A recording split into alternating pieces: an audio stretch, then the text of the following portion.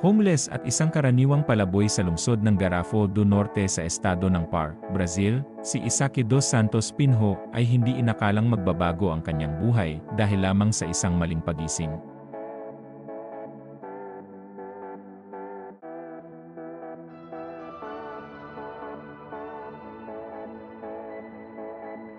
Galing siya sa isang mahirap na pamilya, iniwan ng ama at pinalaki ng ina ng mag-isa. Sa hirap ng buhay, bumagsak siya sa bisyo ng alak at tuluyang naging isang alcoholic.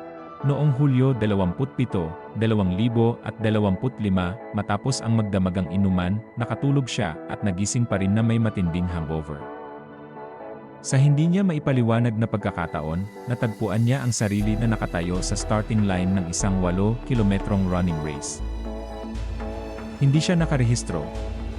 Hindi nakasuot ng tamang gear, flip-flops lang ang kanyang sapin sa paa, habang ang iba ay naka-running shoes at kumpletong sports attire. Nang sumabog ang hudyat ng simula, napasabay siya sa takbuhan.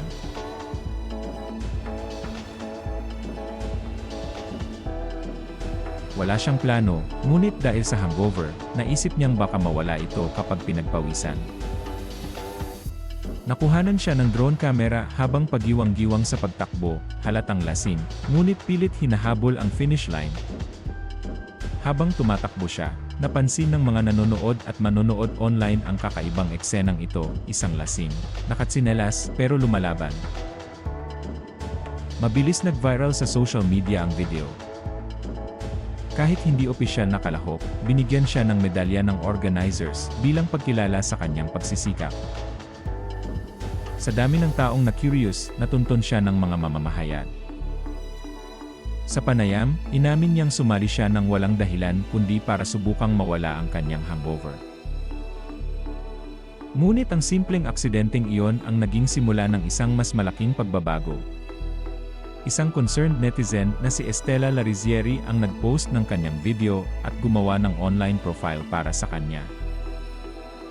Dito nagsimulang dumagsa ang donasyon, may nagbigay sa kanya ng running shoes, mga bagong damit, at specialized running glasses. Maging ang ilang professional runners ay inimbitahan siyang mag-train. Mula sa pagiging palaboy, nakikita na siya ngayon na nag-ensayo sa mga kalsada ng kanilang lungsod. Mismong Garafo do Norte Municipality ay nag-imbita sa kanya sa iba pang mga patimpalak at nag-feature sa kanilang website, na nagsasabing ang kanyang kwento ay maaaring maging simula ng isang bagong, makabuluhan, at magandang yugto sa kanyang buhay. Kasama ni Estela, ilang social activists ang nagtutulungan upang hindi na siya magpalaboy-laboy at mabigyan ng sariling tahanan. Pinakamahalaga, mula nang lumahok siya sa karerang iyon, tuluyan na siyang tumigil sa pag-inom. Sa kabila ng lahat, dala pa rin niya ang mga payo at inspirasyon na natatanggap mula sa iba't ibang tao. Sa kanyang bagong landas, malinaw ang kanyang pangako, I'll never give up.